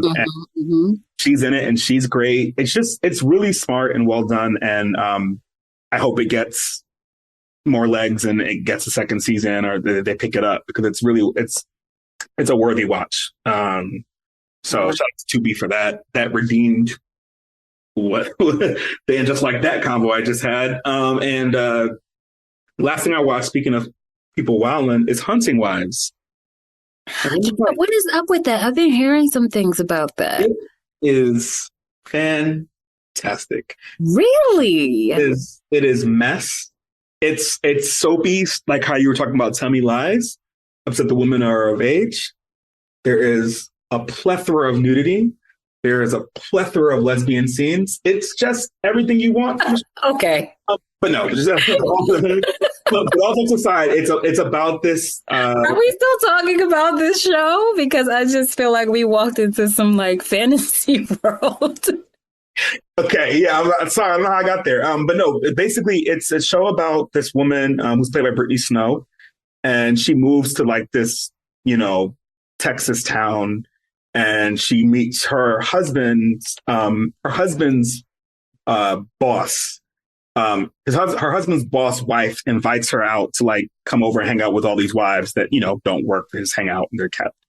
And then this drama ensues where there's like a murder that takes place. So it's like all the soapy things you expect, people trying to clear their name. It's got like actors, it's just every episode you're like, yo, what did I just watch? And let me press more to watch the next episode. You know what I'm saying? Like, so it's worth it. If you like, you'll like it because it's, like I said, it's got all the elements of what you would want to see on a show. And it's just good. Yeah, it's good. It's got Malin Ackerman. It's got Brittany Snow. It's got Dermot Mulroney is in it. It's got Chrissy Metz. It's solid. It's solid. I will stop passing that one by. I passed it by for a while. I was like, I'm not watching this because I thought it would be the same, The Summer I Turned Pretty, Tell Me Lies, etc. And I only have a certain amount of capacity for stuff like that. And I usually take in doses, you know what I'm saying? Like, and I haven't really cared in that realm since like a Sirens or like a back in the day, what was that show? Revenge on ABC. Like I can take it in. Oh, Revenge. Right? Like that show was everything. That show was everything. Yeah. I never finished that show, but that first season was amazing. You didn't finish it? Finished it. I don't think I finished it. And then one of my homies, shout out to Matt, he showed me that like majority of that show was green screen, and I lost interest. Seriously. I'm like, now this is I'm child. Now I'm like I needed to believe I was in this world and they were on these beachfronts. You tell me that was all green screen? Now I don't want to watch. Okay, I definitely did not know that either. So. Yeah, he was like, hate to burst your bubble, and I was like, bro, why would you show me this? I'm never watching this show again. But yeah, no, I would definitely check it out. It's definitely a good one. And yeah, that's kind of what has been on my boob tube, so to speak, literally. Chris, relax. Why don't I take a break and get some water and calm down? And then come back. we could talk about films and then, just kind of wrap up and maybe tease out a little bit what we got going for next season. Yes. What was that accent, right? My new accent. And we'll come back, we'll talk an accents. Great. All right, cool. All right, I've calmed down a bit. I put the fan on. We're good. So, had a cigarette, you know what I'm saying? Poured a glass. Sit down. Lord. All right, so one thing we vowed to do, that we have been doing actually, in general, is going back to go to the movies and see films in person, which for better or worse. Oh my God, I hate it. Right now, we're 1 and 2 as far as seeing movies in theaters when people haven't acted up, but hopefully it'll get better. The problem, I just will never understand how adults, children, maybe. Although I was a kid who could sit still and shut up in a theater at a very young age, I understand that may not be all kids. Their brains are still developing. Their attention spans are still growing. I get it. But when you are a full-fledged, tax-paying adult, yes, and you can't shut up for a couple hours in a movie theater and you see you're surrounded by other people who have paid money to be in here, I just find that to be really, really sad. Like, that makes me so sad because it's like, are you slow? Like, what is going on? Shut up. It's not hard. Or if it is hard for you, please stay home. Just watch it when it streams. You can talk all you want. Yeah, I don't understand why that is such a thing. In fact, I don't think it's even because I feel like kids, to my knowledge, even when I was a kid or when I would go to movies the kids were in, they didn't really talk. Like, you know what I'm saying? Like, you might hear an occasional baby cry or mommy, I need to go to the bathroom or something like that. But like, they're not talking through a film. Like, that's adult behavior. And I needed to stop. It's actually not adult behavior. It's adults doing that behavior, I should say. And it's insane. And I will cut somebody out every time it happens. So, but that being said, me and you saw Weapons. I think, you know, we always like to see movies together and, you know, talk through them after the film, of course. But there was so much conversation, and it is so much conversation about this film that I think it was important that we saw it, right? And I have thoughts. I think you have thoughts. And it's funny, someone had asked on our Instagram page if we're going to talk about this movie.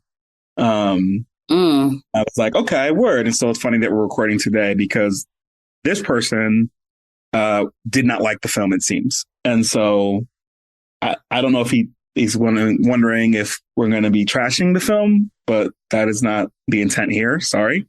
I don't think it's trashing. But I do have thoughts. Yeah. So you can go first if you want, because I'm trying to think about. We didn't see it that long ago, but I'm like trying to think about my thoughts on the film. But yeah, I think if you want to kick this part off. I mean, my thoughts are, it was good. It was a good movie, but I am starting to think that I'm consuming too much content about what these films are about and what people think about them. And it's skewing my expectations, which is why I'm starting to be like, okay, if a new movie is coming out, I'm just going to curb any talk about it, any information, any thoughts, ideas, opinions, whatever, because I keep hearing the hype. Yep. And then when I go to see these films, it's not that they aren't good. Mm-hmm. It's not that they aren't well done. Mm-hmm. But I am not having this same, oh my God, this is the best thing I've ever seen in my life type of response to these movies. And Weapons is falling into that category. And again, I don't think this has anything to do with the movie itself, but this new way of like consuming films where you have to hear 50,000 voices about the movie before you even get a chance to see it. That's starting to like mess me up a little bit. That's starting to mess with my movie watching experience a little bit. Yeah. Because now I feel like I'm constantly like underwhelmed low key. Does that make sense? It's like, why am I not as in love? I mean, I start to think sometimes, it's funny. Someone asked me once, what do you like? And I was like, okay, that's fair. I get that. But because for me, it's like, for me, that excitement about a film is usually internal, right? Like I'll see a trailer, like, oh, that looks really good. I want to see that, you know?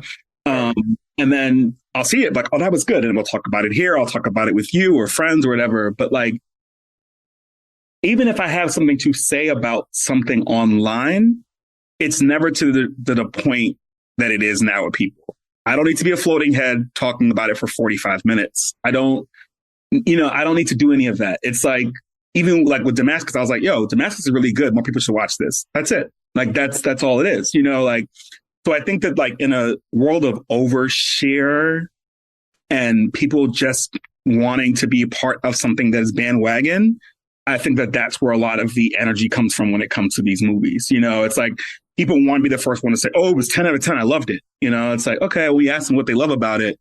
I can't tell you.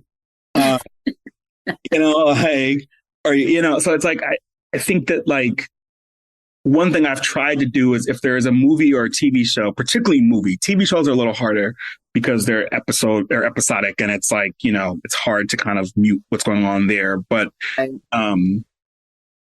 movies that get a lot of hype, once I hear too much about it, I tune it out. I mute the keywords. I, you know, hide all the skits, which, spoiler alert, we don't need. So yeah, it becomes a thing where it's like the hype becomes more important than the film, and I hate that because I never want that to be. You know what I mean? I'll stop caring. Like I'll mute so bad that I now don't even care anymore. Like I don't even want to see it because I'm exhausted by it already. Like, yeah, I think that we have people are excited to be excited versus actually being excited about what's happening. You know, people want to have to be part of it, just to be a part of. Exactly. You know, and it's like, for me, like I watched Weapons. I thought it was good. I enjoyed it. I think it has, you know, things that I was maybe not as clear on that I think could have used another edit or two. But overall, I thought it was acted very well. I thought it was interesting. The children did not annoy me, which I feel like that is... Well, that's a shocker. Right? You know, that's new. So I thought I liked how it was broken up into different parts and different point of views. You know, I thought that device was very smart for that film. You know, and then I will say that I do sometimes like to hear the deep dive, not crazy deep dives, but like I like to hear that, like, oh, they're saying Weapons is like kind of based on, you know, like people who are alcoholics and how they're like a shell of themselves and like they don't really interact. And that was kind of the thinking, and like how you process death and people who are no longer here. Like, I'm like, okay, word. Like all that I can take as, you know, maybe a side conversation after I've seen the film. But it's not that deep for me, you know, and I think the director was saying he doesn't want it to be that deep. He doesn't want people to feel like they need a strong think piece or to think deeply about the film. It's like he wrote it like he knew he wanted it to be about kids. He knew he wanted it to like be, you know, the narration to be a young girl, which I was always like, well, who was the girl? I've always wondered that. And I think I asked that when we watched the film. Right. Here. I'm not sure why. And so he knew that was it. And he's like, he kind of he was like 50 pages in where he was like, okay, there might be some legs here. And then he kind of continued to write from there. So I just feel like, you know, it's fine. I don't know if it needed, you know, and now I know they're going to do, speaking of spinoffs, now they're going to do like the Aunt Gladys story. And then like, you know. Well, yeah, I was going to say, I do think that there is room for more. Yeah. To come out of it. And I'm not mad at a prequel that kind of explains, because you know, like you've seen some think pieces where people are trying to, you know, play around with their theories and what they think she really means as a character and things like that. But, you know, I'm glad that you brought that up about, you know, what the writer said about how he got, you know, where he went with the whole thing. Yeah. Sometimes people just want to tell a good story and tell it in a good way. And that is what I got from that film. Mm-hmm. Yeah. That's also the same vibe that I got from Sinners, too. Equally as, like, you know, equally as good, but also on the same level of we don't need research papers around this type thing. Like, I put them on the same level as far as that is concerned. But the one thing that I did like about Weapons was this unique spin of like using the kids as, you know, because I was like, where are they getting this Weapons title from? And so it was cool to see like how even the title of that film played into like what the movie was about. And then you had your, good jump scare moments, the new thing now with these horror movies that people do consider to be really, really well done is that they don't give you a whole lot of like gratuitous, slicing and slashing and screaming and all of that, but they do give you those build up moments that will, get you reacting. Yeah. And they're usually like really crazy, like, oh my gosh, that's horrible. And we only need this like one or two times in here. So I do appreciate that because that takes away some of the cheesiness that can be seen in a lot of horror films when it's just, blood splashing all over the place and all of that stuff.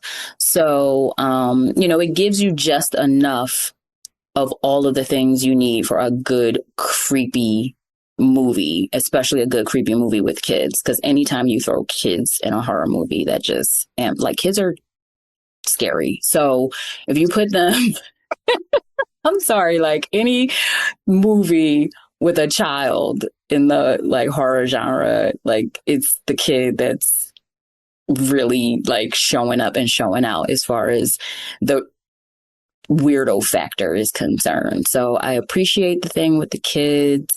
I appreciate, like you said, the telling of the story from different points of view. I always love when a story comes together like that. I love the different perspectives and then the story all kind of comes together type vibe. I was here for it. Yeah, me too. I mean, I think I agree with all what you said. I will say I felt like my biggest critique of that film was I think it was a bit too humorous. I think that like they kind of broke the tension a lot, which I understand you need some of that sometimes, but I found that to be a bit distracting, and that kind of lent itself to audience chatter, which kind of took me out of the story. So like that was there's like I don't know, is this a spoiler? I mean, listen, after we've seen it, I feel like who cares? Because nobody is shutting up anyway. So it's okay. Well, if you don't want to be spoiled, if you haven't seen Weapons, then I guess pause here, or we'll see you next time. And I'll just say this: I won't say it, the character name or anything like that, nor post the video of it because that's what you guys do. But I'll say that there was a character that like wouldn't die, that just kept like coming back to life, so to speak. And that was like a little bit gratuitous for me. I was like, okay, like the joke after the third time you throw him across the room and he fought, like, let's wrap it up, So I found that to be a bit distracting, and I probably would have cut a few of those. But yeah, I think that it's interesting. Like I said, I think that in this case, I'm not mad at a prequel because I do have a lot of questions around Aunt Gladys and what she was and why she was and all of that. Yeah, I would like to see how we got there. For sure. But yeah, I thought it was good. And I think that like, that I was interested to hear the stories about like, this wasn't the original cast that they had in mind and they had to recast because of COVID and things like that. Yeah, I did see that. Yeah. I thought that was interesting. And I'm okay with the cast. I mean, they were like saying Josh Brolin was a bit too old.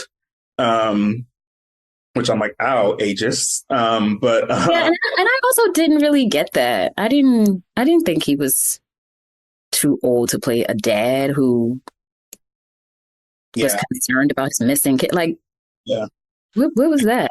And the person who was supposed to play that role looks just as old as Josh Brolin in the face. So why are we? Yeah.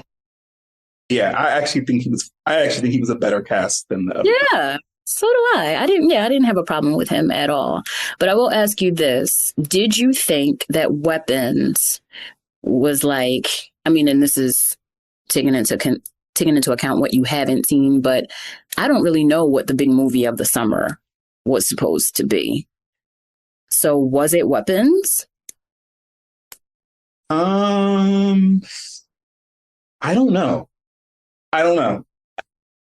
I think it was. It might have been. It might have been. As far as the controversy of it all, right? Like, and people going to see it and wanting to see it, and even the number of screens that it had, right?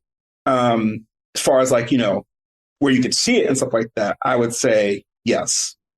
Yeah, I guess it was, because the only other thing I could think of that had people talking about it was like Superman, but there was all that drama with Superman, right? And then there was a Fantastic Four that came out, right? See, and those are all the movies that I expect to be out in the summertime, and I don't care about any of those. I mean, same. I'm not into like, the Marvel and the DC universe like that. I of course watched the Avengers when it was like, but even that, I never saw I didn't see the main Avengers where, everyone, whatever, Thanos snapped and everyone was, spoiling it on Instagram because they don't have friends and need therapy. But I think, yeah, so I guess those kind of go without saying, right? Like, right. The summer blockbusters but like the film that gets people excited or talking about it, I would say it was Weapons for sure. Yeah. I can't think of anything else. That was like the one that I was just like, okay, everybody is obsessed with this movie. I have to see it. Somebody who listens to the pod asked us to talk about what was the song of the summer. And I could not think of one. Well, let some people tell it. It was Nokia. Really? We'll say Nokia was the song of the summer. I've heard Wham Whammy was the song of the summer. Okay. I don't think there was one. I'm going to tell you one thing. There was no song of the summer, but there was an album of the summer, and that was Let God Sort 'Em Out by Clips. That was album of the summer? Hell yes. Oh my gosh. That album was so good. And I feel like I don't even know what else came out this summer. Well, I was going to say, I don't disagree necessarily, but I don't think anything else really came out. Like, I don't know if it's a fair, like, you know what I'm saying? Like, I think that, like, it'd be one thing if, like, let's say, for argument's sake, it was that album, it was Kendrick, it was a bunch of albums out where it was like, yo, I don't know. It's kind of a toss-up for me. You know what I'm saying? Like, for me this summer, it was that album. That was the one that people were excited about, that was getting a lot of play.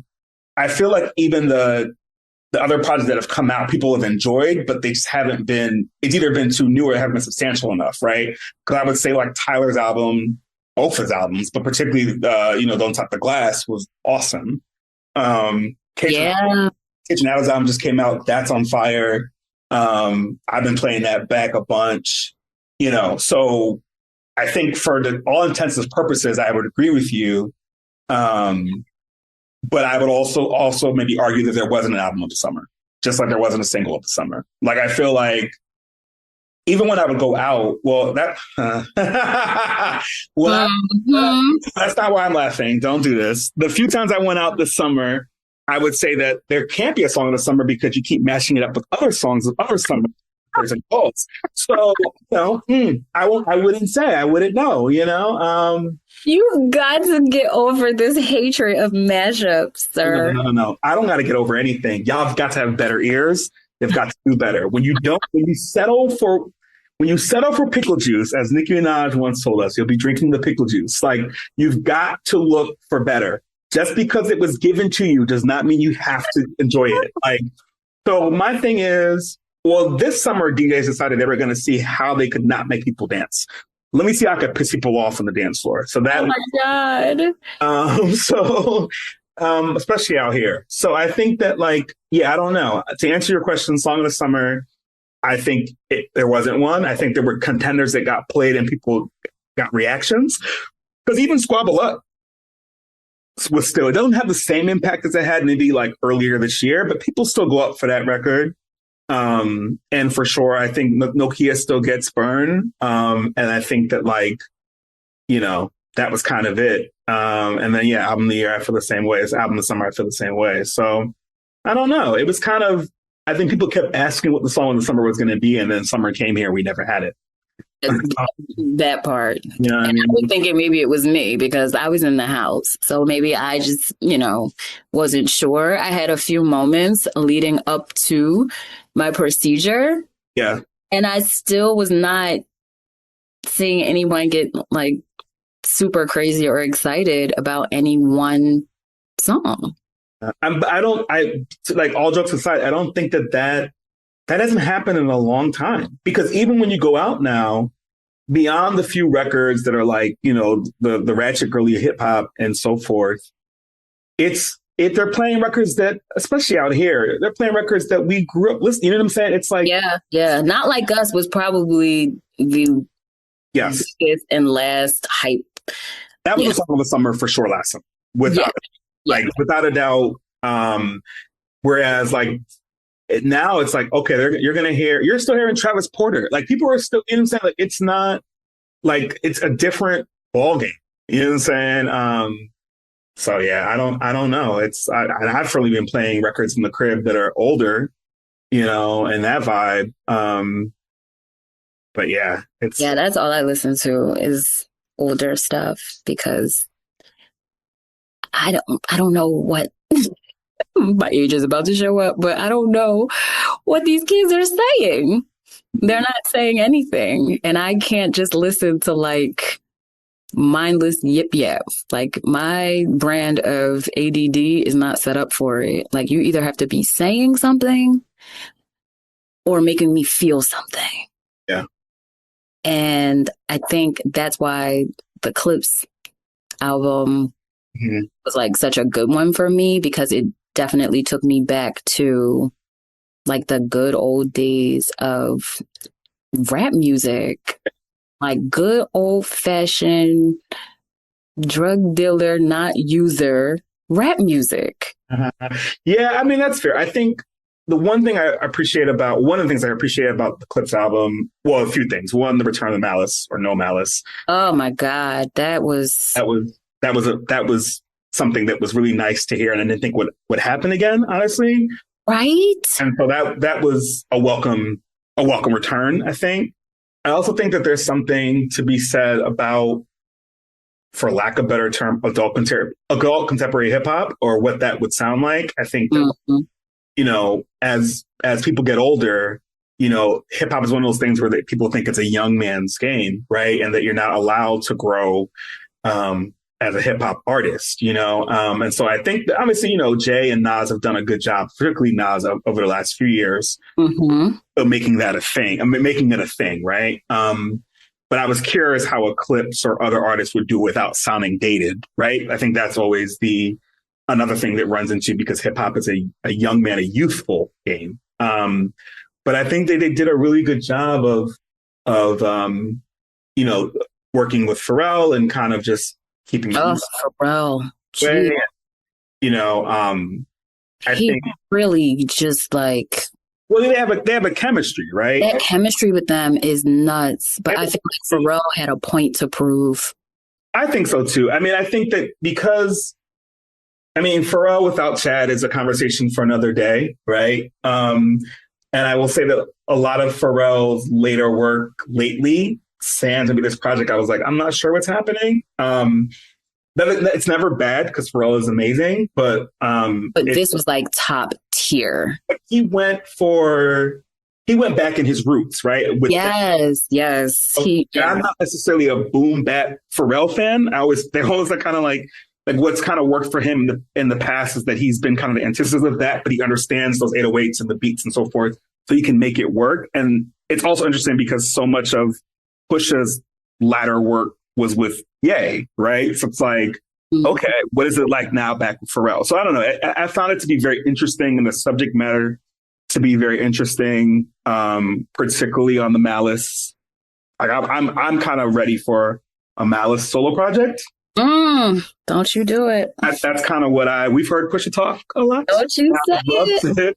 I would love to hear my older, the other brother without the braids talk for a little bit more. Oh So, God. so I would love to. I'm curious to see if he would be into that because I think that'd be really dope. But yeah, I don't know. That would be interesting. I don't know if he is willing to I doubt he'll do it. But navigate these shark infested hip hop waters without his brother. But I am just so like in awe of the work that they are still capable of doing together. And you could just tell that they were just so excited to be, on stage together, back in the studio together, working with Pharrell. Like their roots just showed through in this whole project. And you can tell that they were really excited about it. And I feel like they went in and just had a ball. Like, I just feel like they were like, let's just do it for Lil Saint. Like, they really went crazy and had a good ass time in those studio sessions. And I think it came out in the music. And I have, I've been obsessed. I have to say that's probably what I listened to the most. I've been obsessed. And I only, jump into hip hop when it's like artists that I really care about what they might still be saying, or you're relatively new and you're just that dope that you're getting my attention, like a Doechii. So for me to have like a hip hop album on repeat that hasn't been like a Kendrick project, because I feel like he's the only other artist that's really been giving me, what I need as far as the music is good, the lyrical content is there, like the bars are there, the skill set, all of that. I'm glad that I had another option other than Kendrick. And I hear now, and this might be controversial, and I don't know if this might open up another can of worms, but I did feel like, much like our talk about weapons and sinners, there are a bit too many think pieces on this project for me. My life wasn't changed, and maybe I'm the only one. I think again, there's a hunger and a thirst for certain quality, certain type of content, right?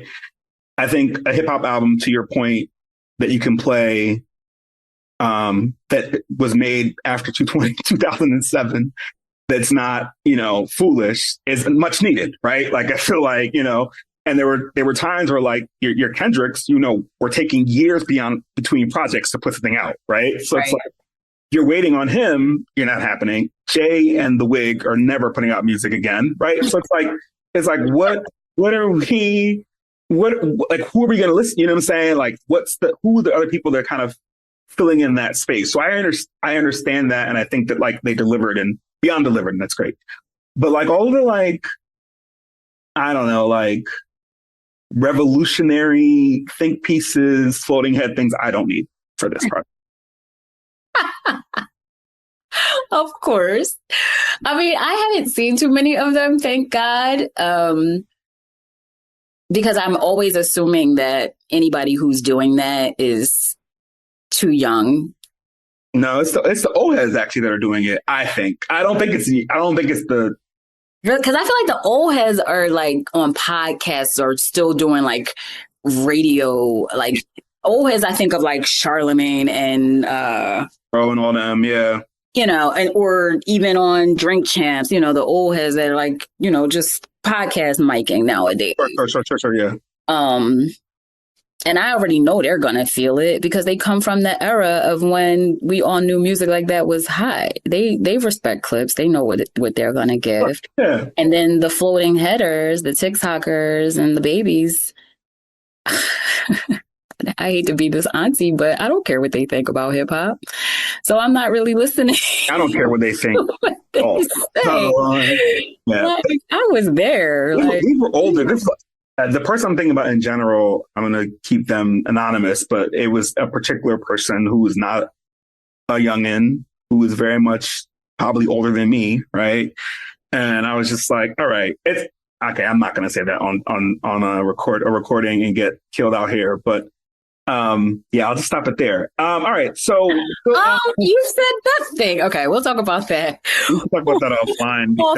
Because what is happening? That is a side note, and that is not a film and TV related thing. This is not either, so I don't want to get canceled before this season 2 ends. But let's just say I see y'all, and I'm peeping what you're saying, but your Spotify or Apple Music playlist is not reflecting your so-called love for certain artists, dead or alive. Okay. All right. So, well, this just proves that we are paying attention when you guys ask us to talk about certain things. So keep on doing that. That can be edited out. All right. Cool. All right. I'm gonna save our Can We Nots because we're already been talking a lot. I'm gonna save our Can We Nots for our first official episode when we're back, because I got a lot to say always. Of course. We'll end here. Just to say that again, thank y'all for rocking with us. And we're looking forward to season 2 of Friends in Real Life with, let's see, more and more of this banter, more maybe some special guests, Yes. May show up, you know what I mean, and show out. Yeah, we're gonna be doing some movie nights. Yes. Some movie nights. Some people may be invited to those. So we're gonna definitely step it up and we're in the seats here. We're ready. We felt really good about season 1. It took a long time to get us here, and we're gonna take our time to. We are. Well, I'm not, on my deathbed anymore, so that will also be a help. Now that I don't have the distraction of hospital visits and IVs and all that good stuff hanging over my head anymore. So I'm ready to show up and, talk our shit. Yes. All right. So lastly, Friends in Real Life on Instagram, Friends in Real Life on the Clock app. We're on, if you're listening to us already, but Spotify, Amazon Music, Apple Music, all the things, but not really, because it's just not that anymore. We're on Threads. You can find us there. Please, if you have any questions for us, things you want us to talk about, not quite listener letters, but we're not giving listener letters is crazy. but if you have send us the things, we do read them. We do take heed. We do make a little pile, a little list of things that you guys have mentioned that we might want to work into some future episodes. So definitely keep, chatting with us and throwing your ideas out there at us, because we do pay attention to that. We definitely do. We're definitely reading the DMs. If you want to email us, friendsinreallife@gmail.com. That mailbox is there. We have a P.O. box.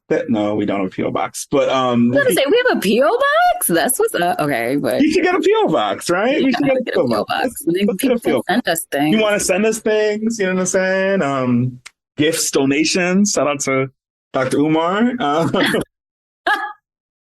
Please. And on that note, because I can't with him. He can't with him. What are we talking about? Can you imagine if Dr. Umar was a guest on this show? Oh. No, because I would not be able to stop laughing. Okay, yeah. If y'all have guest ideas. No. Please. Who do you want us to talk to? I mean, I know there's two people that I want to bring on the show just so Tristan can just annihilate them, but she won't do it. I have no idea what you're talking about. I do not annihilate people. Sure. All right. You give people a different things to think about. Yeah, there you go. Some would call it annihilation. Some would call it a conversation. It's there you go. Tomato. I mean, but yeah, no, that would be really dope. I would love to have you. Yeah, because you got people know us well enough. A list of people that you would think would irk either of us to be on the show. Oh my gosh.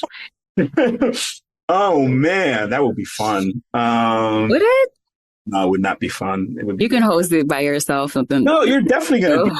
Yeah, because you're gonna there's somebody that right now that has a TV show coming back that you would love to be a guest on the show, and I would be very annoyed, but I would still show up and do it.